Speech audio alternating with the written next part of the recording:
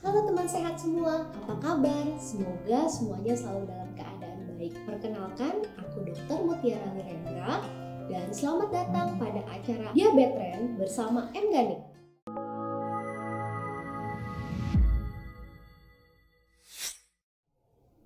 Pada hari ini, aku akan menjawab pertanyaan dari teman-teman yang masuk ke media sosial dari M. Ganik. Banyak banget nih yang tanya dan pertanyaannya menarik-menarik semua. Yang pertama, dari Rovinus Klambut. Pertanyaannya, apakah pasien diabetes bisa sembuh kembali karena pola hidup dengan mengatur pola makan atau dengan konsumsi obat tertentu? Penyandang diabetes memang tidak bisa sembuh, tapi kadar gula darahnya bisa terkontrol. Ada 5 pilar penanganan diabetes. Yang pertama adalah edukasi, yang kedua terapi nutrisi atau makanan, yang ketiga adalah obat, yang kemudian yang gak kalah penting adalah latihan fisik atau olahraga, kemudian yang terakhir adalah monitoring kadar gula darah. Yang kedua, dari Anto S. Pertanyaannya, penyakit diabetes itu menyerang semua umur kah atau umur tertentu? Nah, jawabannya adalah penyakit diabetes dapat menyerang semua usia. Jadi, diabetes ini ada 3 pembagiannya. Yang pertama adalah diabetes mellitus tipe 1. Diabetes mellitus tipe 1 memang banyak menyerang pada anak-anak karena genetik, autoimun. Yang kedua, diabetes mellitus tipe 2 banyak menyerangnya pada usia yang lebih dewasa. Penyebabnya adalah genetik dan gaya hidup. Kemudian yang ketiga adalah diabetes gestasional atau diabetes yang terjadi pada usia kehamilan.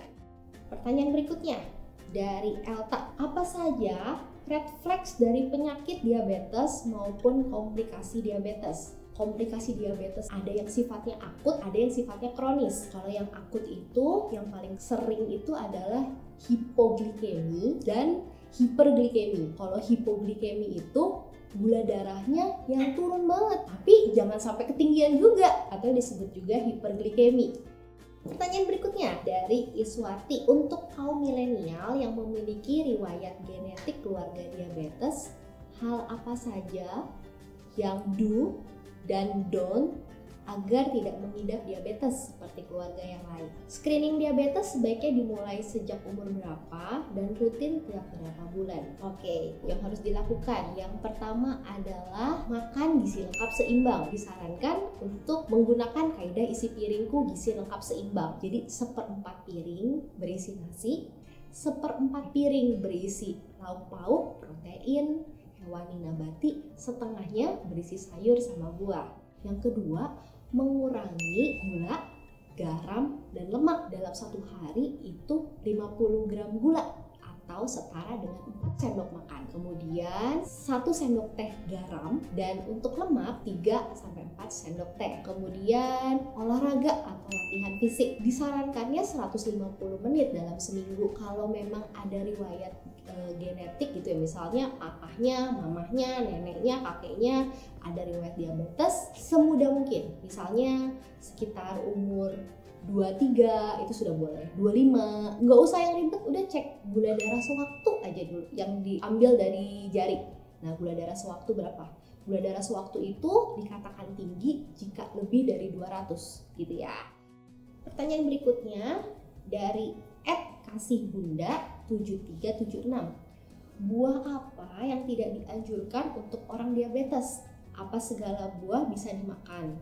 Tapi suami setiap makan buah-buahan itu malamnya kencing sampai 7-8 kali. Mohon penjelasannya. Kencing pada malam hari itu salah satu gejala yang membuktikan bahwa gula darahnya tidak terkontrol, makanya sering-sering pipis. Coba dievaluasi lagi, minum obatnya gimana, makan sehari-harinya gimana.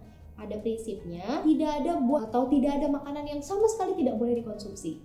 Jadi memang boleh dikonsumsi, tapi dalam porsi yang secukupnya. Pertanyaan yang berikutnya dari Shiva, untuk diet diabetes C, apakah benar bahwa gula aren, gula batu, gula merah lebih sehat daripada gula putih?